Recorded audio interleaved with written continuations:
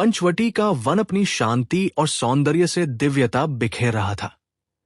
पेड़ों पर खिले फूल, कलकल करती नदी और मंद पवन वातावरण को सुखद बना रहे थे। इसी बीच माता सीता आश्रम के बाहर खड़ी थी, भगवान राम की प्रतीक्षा कर रही थी। तभी एक साधु वेशधारी पुरुष वहां पहुंचा। जटाजूट धारण किए, हाथ में कमंडल लिए, उसके स्वर में विनम्रता थी, पर आंखों में छिपा था कोई गहरा रहस्य।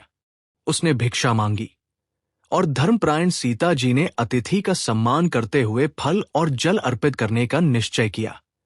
उन्हें आभास तक न था कि ये साधु वास्तव में लंका का महाराक्षस रावण है।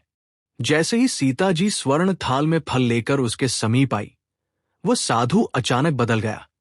उसके स्वरूप से दिव्य आभा नहीं, बल्कि विकराल अग्नि प्रकट हुई।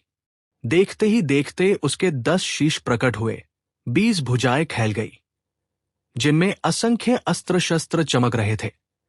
स्वर्ण मुकुट और रत्नजटित आभूषणों से उसका रूप और भी भयंकर प्रतीत हुआ।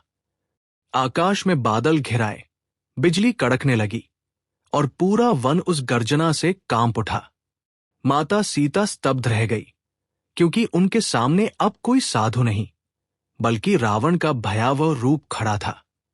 रावण ने क्रोध और अहंकार से भरे स्वर में सीता को अपनी पत्नी बनने का प्रस्ताव दिया। सीता ने दृढ़ता से इनकार कर दिया और भगवान राम को पुकारा।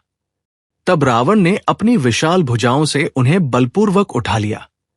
सीता जी ने भय और पीड़ा में पुकारा, राम, लक्ष्मण। उनकी करुण पुकार से वन का हर प्राणी व्याकुल हो उठा। गहने उनके हाथों से छूटकर भूमि पर बिखर गए। पशु पक्षी भाग खड़े हुए और वातावरण में त्राही त्राही मच गई। पुष्पक विमान आकाश से उतरा और रावण सीता को लेकर उसमें बैठने को तैयार हुआ। जैसे ही पुष्पक विमान आकाश में उठा, सीता जी ने आंसुओं से भरी आंखों से धरती की ओर देखा।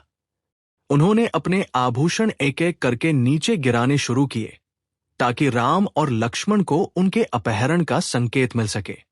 नीचे फैला अरण्य, नदियां और पर्वत उस दुखद दृश्य के साक्षी बने। आकाश का रंग बदल गया, बादल घिराए और हवा भारी हो गई। देवगण ऊपर से ये सब देखकर दुखी हो उठे, क्योंकि वे जानते थे कि अब धर्म और अधर्म का सबसे बड़ा संघर्ष अवश्य होगा।